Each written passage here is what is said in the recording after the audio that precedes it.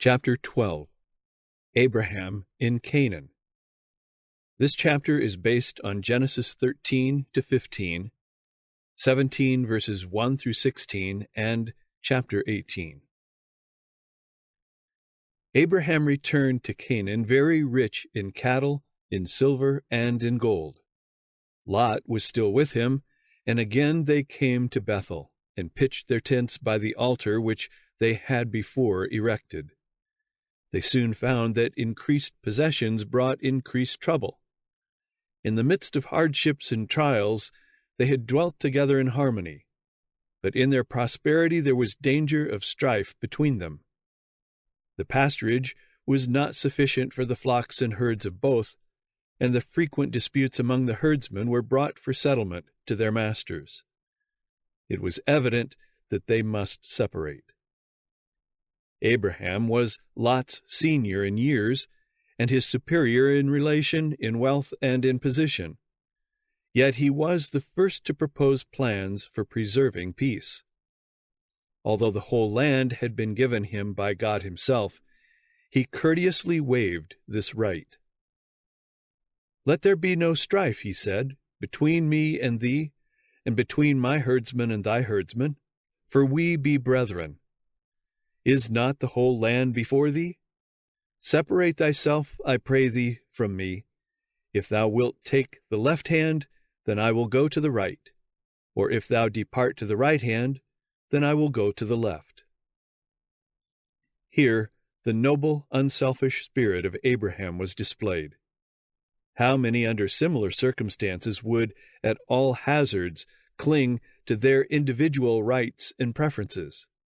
How many households have been thus rent asunder? How many churches have been divided, making the cause of truth a byword and a reproach among the wicked? "Let there be no strife between me and thee," said Abraham, "for we be brethren, not only by natural relationship, but as worshippers of the true God. The children of God the world over are one family, and the same spirit of love and conciliation should govern them.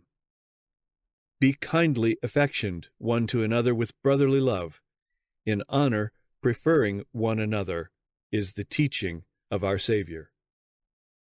The cultivation of a uniform courtesy, a willingness to do to others as we would wish them to do to us, would annihilate half the ills of life. The spirit of self-aggrandizement is the spirit of Satan, but the heart in which the love of Christ is cherished will possess that charity which seeketh not her own. Such will heed the divine injunction, "Look not every man on his own things, but every man also on the things of others." Philippians 2, verse 4. Although Lot owed his prosperity to his connection with Abraham, he manifested no gratitude to his benefactor. Courtesy would have dictated that he yield the choice to Abraham, but instead of this, he selfishly endeavored to grasp all its advantages. He lifted up his eyes and beheld all the plain of Jordan, that it was well watered everywhere, even as the garden of the Lord, like the land of Egypt, as thou comest unto Zoar.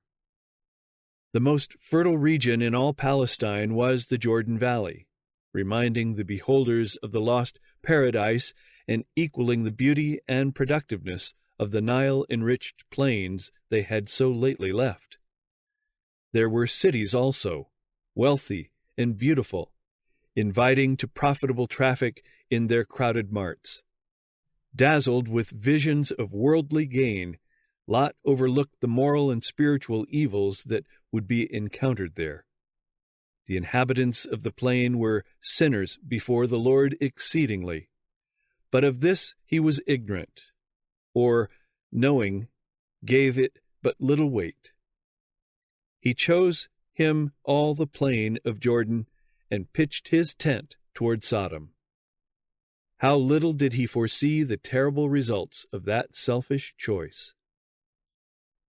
After the separation from Lot, Abraham again received from the Lord a promise of the whole country. Soon after this he removed to Hebron, pitching his tent under the oaks of Mamre, and erecting beside it an altar to the Lord. In the free air of those upland plains, with their olive groves and vineyards, their fields of waving grain, and the wide pasture grounds of the encircling hills, he dwelt, well content with his simple patriarchal life, and leaving to Lot the perilous luxury of the Vale of Sodom. Abraham was honored by the surrounding nations as a mighty prince and a wise and able chief. He did not shut away his influence from his neighbors.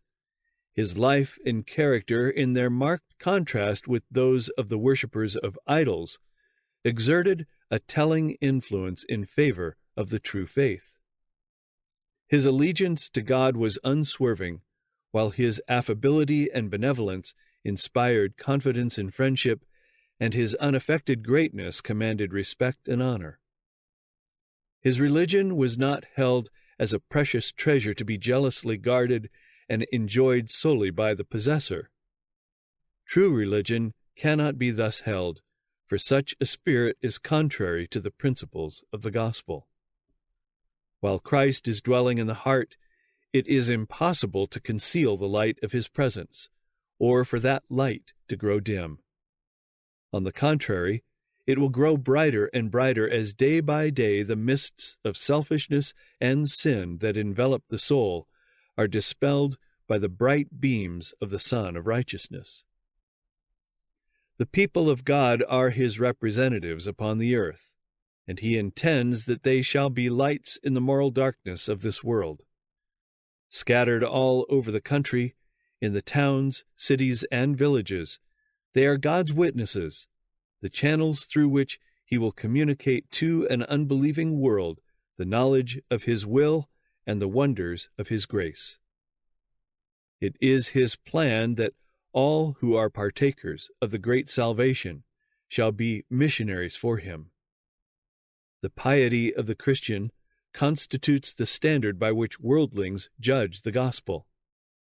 Trials patiently borne, blessings gratefully received, meekness, kindness, mercy, and love habitually exhibited are the lights that shine forth in the character before the world, revealing the contrast with the darkness that comes of the selfishness of the natural heart. Rich in faith, noble in generosity, unfaltering in obedience, and humble in the simplicity of his pilgrim life, Abraham was also wise in diplomacy and brave and skillful in war. Notwithstanding he was known as the teacher of a new religion, 3 royal brothers, rulers of the Amorite plains in which he dwelt, manifested their friendship by inviting him to enter into an alliance with them for greater security, for the country was filled with violence and oppression. An occasion soon arose for him to avail himself of this alliance. Chedorlaomer, king of Elam, had invaded Canaan 14 years before and made it tributary to him. Several of the princes now revolted, and the Elamite king with 4 allies again marched into the country to reduce them to submission. 5 kings of Canaan joined their forces and met the invaders in the Vale of Siddim, but only to be completely overthrown. A large part of the army was cut to pieces, and those who escaped fled for safety to the mountains. The victors plundered the cities of the plain and departed with rich spoil and many captives, among whom were Lot and his family. Abraham, dwelling in peace in the oak groves at Mamre, learned from one of the fugitives the story of the battle and the calamity that had befallen his nephew. He had cherished no unkind memory of Lot's ingratitude. All his affection for him was awakened, and he determined that he should be rescued. Seeking first of all divine counsel, Abraham prepared for war. From his own encampment he summoned 318 trained servants, men trained in the fear of God, in the service of their master, and in the practice of arms. His confederates, Mamre Eshcol and Aner joined him with their bands, and together they started in pursuit of the invaders. The Elamites and their allies had encamped at Dan, on the northern border of Canaan. Flushed with victory, and having no fear of an assault from their vanquished foes, they had given themselves up to reveling. The Patriarch divided his force so as to approach from different directions, and came upon the encampment by night. His attack, so vigorous and unexpected, resulted in speedy victory. The king of Elam was slain, and his panic-stricken forces were utterly routed. Lot and his family, with all the prisoners and their goods, were recovered, and a rich booty fell into the hands of the victors. To Abraham, under God, the triumph was due. The worshipper of Jehovah had not only rendered a great service to the country, but had proved himself a man of valor. It was seen that righteousness is not cowardice, and that Abraham's religion made him courageous in maintaining the right and defending the oppressed. His heroic act gave him a widespread influence among the surrounding tribes. On his return, the king of Sodom came out with his retinue to honor the conqueror. He bade him take the goods, begging only that the prisoners should be restored. By the usage of war, the spoils belonged to the conquerors, but Abraham had undertaken this expedition with no purpose of gain, and he refused to take advantage of the unfortunate, only stipulating that his confederates should receive the portion to which they were entitled. Few, if subjected to such a test, would have shown themselves as noble as did Abraham. Few would have resisted the temptation to secure so rich a booty. His example is a rebuke to self-seeking, mercenary spirits. Abraham regarded the claims of justice and humanity. His conduct illustrates the inspired maxim, "Thou shalt love thy neighbor as thyself." Leviticus 19, verse 18. "I have lifted up my hand," he said, "unto the Lord, the Most High God, the possessor of heaven and earth, that I will not take from a thread even to a shoe latchet, and that I will not take anything that is thine, lest thou shouldest say, I have made Abram rich." He would give them no occasion to think that he had engaged in warfare for the sake of gain, or to attribute his prosperity to their gifts or favor. God had promised to bless Abraham, and to him the glory should be ascribed. Another who came out to welcome the victorious patriarch was Melchizedek, king of Salem, who brought forth bread and wine for the refreshment of his army. As priest of the Most High God, he pronounced a blessing upon Abraham, and gave thanks to the Lord, who had wrought so great a deliverance for his servant. And Abraham gave him tithes of all. Abraham gladly returned to his tents and his flocks, but his mind was disturbed by harassing thoughts.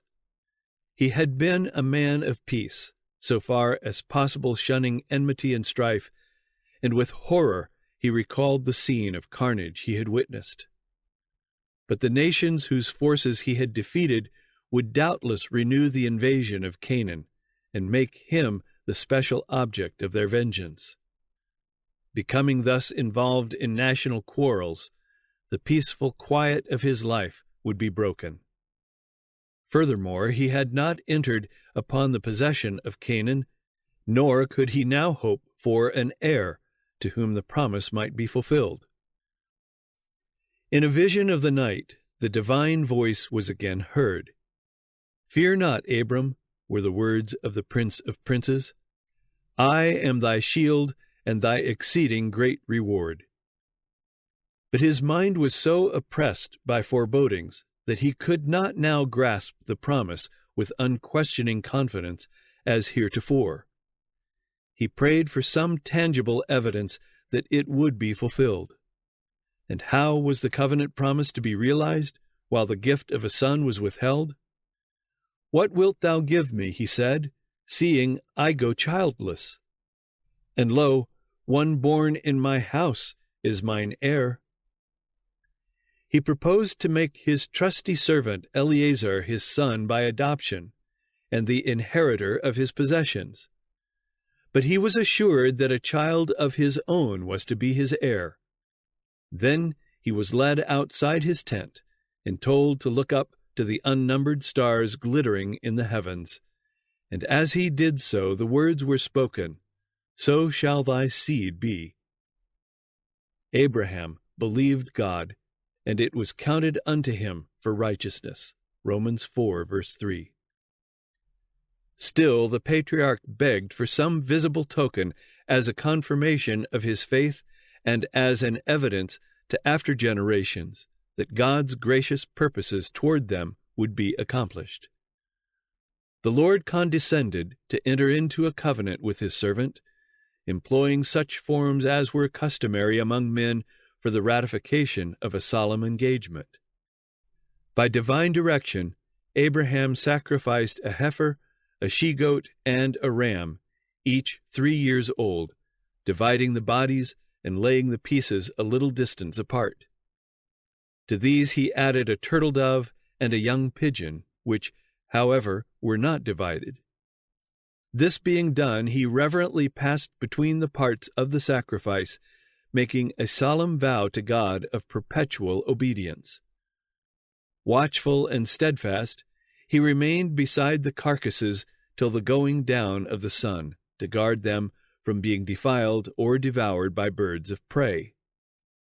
About sunset, he sank into a deep sleep, and lo, a horror of great darkness fell upon him.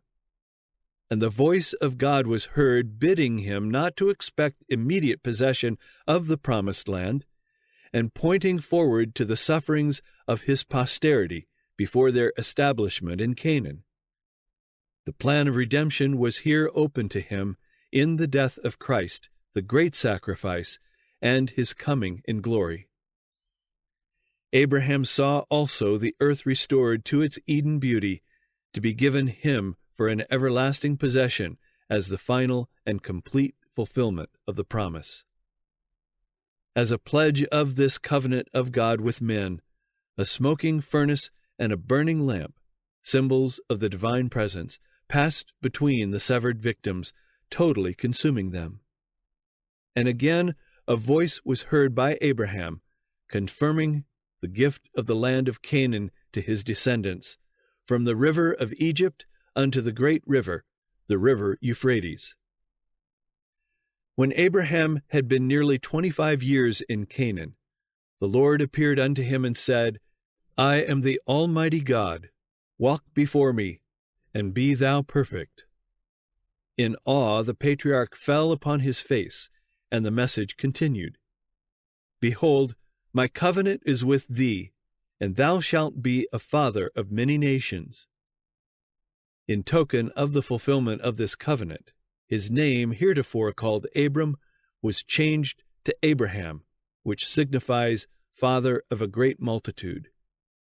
Sarai's name became Sarah, princess. For, said the divine voice, she shall be a mother of nations, kings of people shall be of her. At this time the rite of circumcision was given to Abraham as a seal of the righteousness of the faith which he had yet being uncircumcised. Romans 4, verse 11. It was to be observed by the patriarch and his descendants as a token that they were devoted to the service of God and thus separated from idolaters, and that God accepted them as his peculiar treasure. By this rite they were pledged to fulfill on their part the conditions of the covenant made with Abraham. They were not to contract marriages with the heathen, for by so doing they would lose their reverence for God and his holy law. They would be tempted to engage in the sinful practices of other nations and would be seduced into idolatry. God conferred great honor upon Abraham. Angels of heaven walked and talked with him as friend with friend. When judgments were about to be visited upon Sodom, the fact was not hidden from him, and he became an intercessor with God for sinners. His interview with the angels presents also a beautiful example of hospitality. In the hot summer noontide, the patriarch was sitting in his tent door, looking out over the quiet landscape, when he saw in the distance 3 travelers approaching. Before reaching his tent, the strangers halted, as if consulting as to their course. Without waiting for them to solicit favors, Abraham rose quickly, and as they were apparently turning in another direction, he hastened after them, and with the uttermost courtesy urged them to honor him by tarrying for refreshment. With his own hands he brought water, that they might wash the dust of travel from their feet. He himself selected their food, and while they were at rest under the cooling shade, an entertainment was made ready, and he stood respectfully beside them while they partook of his hospitality. This act of courtesy God regarded of sufficient importance to record in his word, and 1,000 years later it was referred to by an inspired apostle. Be not forgetful to entertain strangers, for thereby some have entertained angels unawares. Hebrews 13, verse 2. Abraham had seen in his guests only 3 tired wayfarers, little thinking that among them was one whom he might worship without sin. But the true character of the heavenly messengers was now revealed. Though they were on their way as ministers of wrath, yet to Abraham, the man of faith, they spoke first of blessings. Though God is strict to mark iniquity and to punish transgression, he takes no delight in vengeance. The work of destruction is a strange work to him who is infinite in love. The secret of the Lord is with them that fear him. Psalm 25, verse 14. Abraham had honored God, and the Lord honored him, taking him into his counsels and revealing to him his purposes. Shall I hide from Abraham that thing which I do? Said the Lord. The cry of Sodom and Gomorrah is great, and because their sin is very grievous, I will go down now and see whether they have done altogether according to the cry of it, which is come unto me, and if not, I will know. God knew well the measure of Sodom's guilt, but he expressed himself after the manner of men, that the justice of his dealings might be understood. Before bringing judgment upon the transgressors, he would go himself to institute an examination of their course. If they had not passed the limits of divine mercy, he would still grant them space for repentance. 2 of the heavenly messengers departed, leaving Abraham alone with him, whom he now knew to be the Son of God. And the man of faith pleaded for the inhabitants of Sodom. Once he had saved them by his sword. Now he endeavored to save them by prayer. Lot and his household were still dwellers there, and the unselfish love that prompted Abraham to their rescue from the Elamites now sought to save them, if it were God's will, from the storm of divine judgment. With deep reverence and humility he urged his plea. I have taken upon me to speak unto the Lord, which am but dust and ashes. There was no self-confidence, no boasting of his own righteousness. He did not claim favor on the ground of his obedience, or of the sacrifices he had made in doing God's will. Himself a sinner, he pleaded in the sinner's behalf. Such a spirit all who approach God should possess. Yet Abraham manifested the confidence of a child pleading with a loved father. He came close to the heavenly messenger and fervently urged his petition. Though Lot had become a dweller in Sodom, he did not partake in the iniquity of its inhabitants. Abraham thought that in that populous city there must be other worshippers of the true God, and in view of this he pleaded, That be far from thee, to do after this manner, to slay the righteous with the wicked? That be far from thee. Shall not the judge of all the earth do right? Abraham asked not once merely, but many times.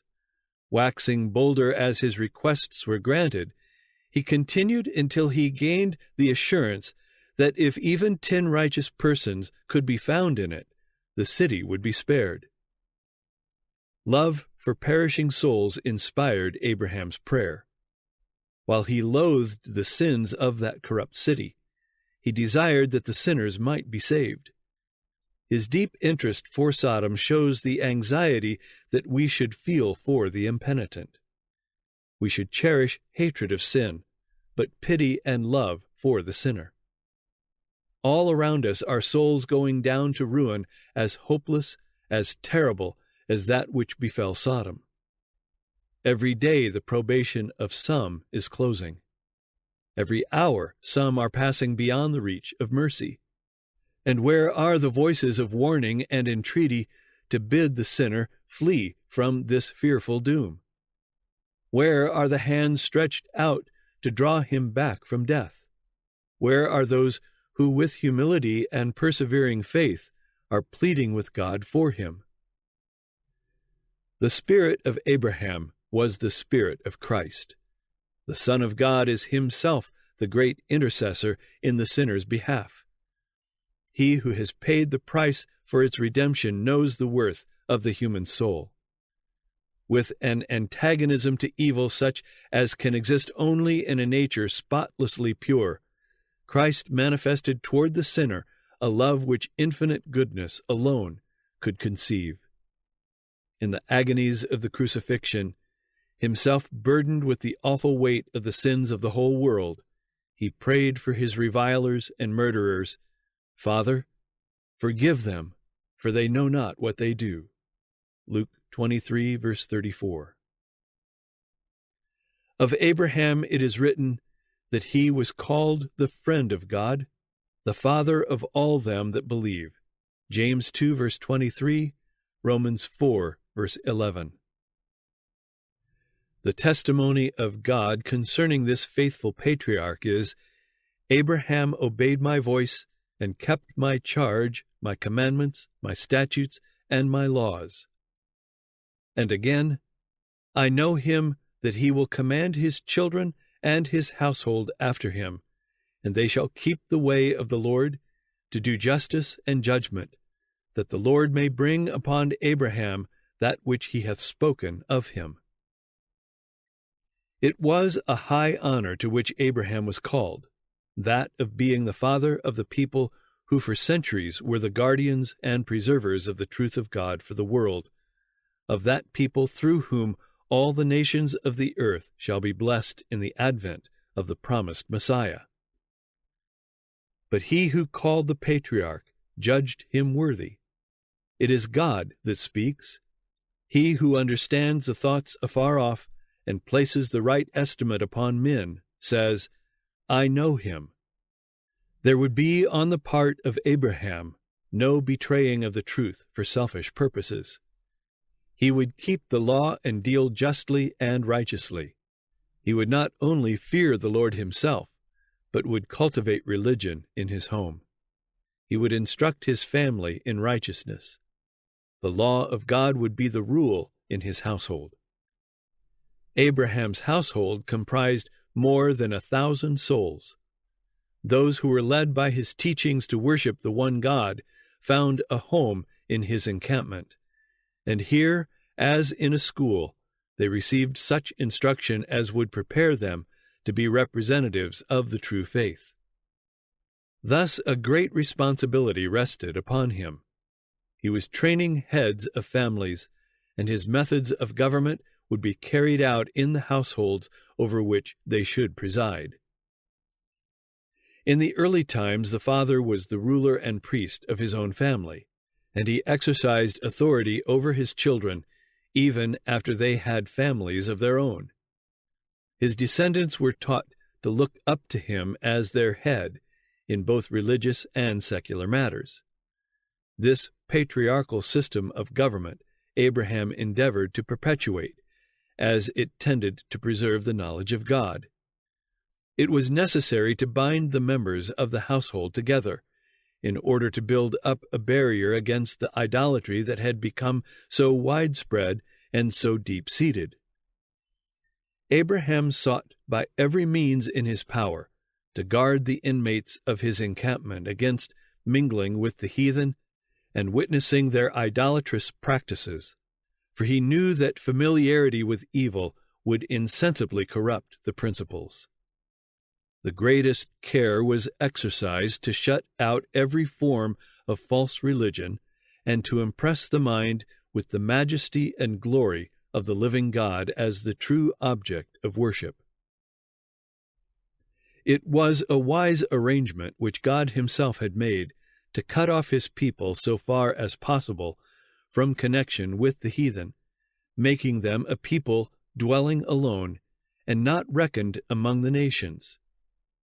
He had separated Abraham from his idolatrous kindred, that the patriarch might train and educate his family apart from the seductive influences which would have surrounded them in Mesopotamia, and that the true faith might be preserved in its purity by his descendants from generation to generation.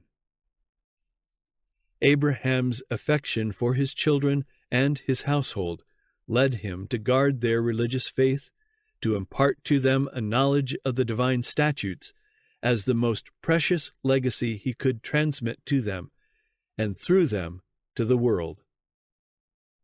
All were taught that they were under the rule of the God of heaven. There was to be no oppression on the part of parents and no disobedience on the part of children. God's law had appointed to each his duties, and only in obedience to it could any secure happiness or prosperity. His own example, the silent influence of his daily life, was a constant lesson. The unswerving integrity, the benevolence and unselfish courtesy which had won the admiration of kings were displayed in the home. There was a fragrance about the life, a nobility and loveliness of character which revealed to all that he was connected with heaven. He did not neglect the soul of the humblest servant. In his household there was not one law for the master and another for the servant, a royal way for the rich and another for the poor. All were treated with justice and compassion, as inheritors with him of the grace of life. He will command his household. There would be no sinful neglect to restrain the evil propensities of his children, no weak, unwise, indulgent favoritism, no yielding of his conviction of duty to the claims of mistaken affection. Abraham would not only give right instruction, but he would maintain the authority of just and righteous laws. How few there are in our day who follow this example. On the part of too many parents, there is a blind and selfish sentimentalism, miscalled love, which is manifested in leaving children with their unformed judgment and undisciplined passions to the control of their own will. This is the veriest cruelty to the youth and a great wrong to the world. Parental indulgence causes disorder in families and in society. It confirms in the young the desire to follow inclination instead of submitting to the divine requirements.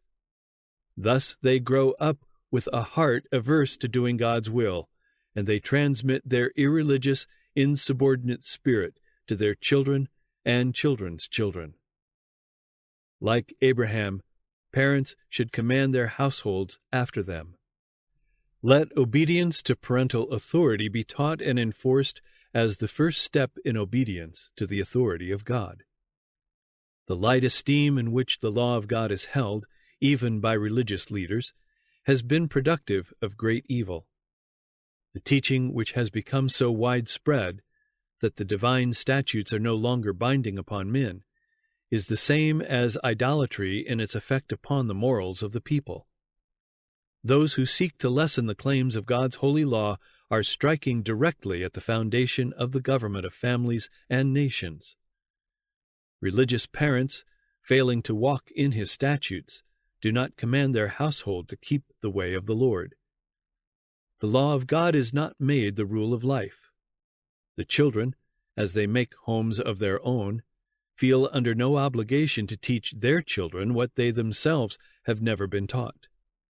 And this is why there are so many godless families. This is why depravity is so deep and widespread. Not until parents themselves walk in the law of the Lord with perfect hearts will they be prepared to command their children after them. A reformation in this respect is needed, a reformation which shall be deep and broad. Parents need to reform. Ministers need to reform. They need God in their households. If they would see a different state of things, they must bring His word into their families and must make it their counselor. They must teach their children that it is the voice of God addressed to them, and is to be implicitly obeyed. They should patiently instruct their children, kindly and untiringly teach them how to live in order to please God. The children of such a household are prepared to meet the sophistries of infidelity. They have accepted the Bible as the basis of their faith, and they have a foundation that cannot be swept away by the incoming tide of skepticism. In too many households, prayer is neglected.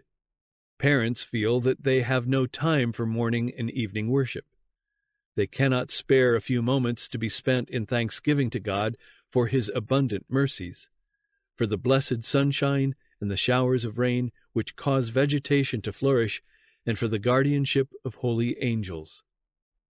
They have no time to offer prayer for divine help and guidance, and for the abiding presence of Jesus in the household. They go forth to labor as the ox or the horse goes, without one thought of God or heaven. They have souls so precious that rather than permit them to be hopelessly lost, the Son of God gave His life to ransom them. But they have little more appreciation of His great goodness than have the beasts that perish. Like the patriarchs of old, those who profess to love God should erect an altar to the Lord wherever they pitch their tent. If ever there was a time when every house should be a house of prayer, it is now. Fathers and mothers should often lift up their hearts to God in humble supplication for themselves and their children. Let the father, as priest of the household, lay upon the altar of God the morning and evening sacrifice, while the wife and children unite in prayer and praise. In such a household, Jesus will love to tarry. From every Christian home, a holy light should shine forth. Love should be revealed in action. It should flow out in all home intercourse, showing itself in thoughtful kindness, in gentle, unselfish courtesy.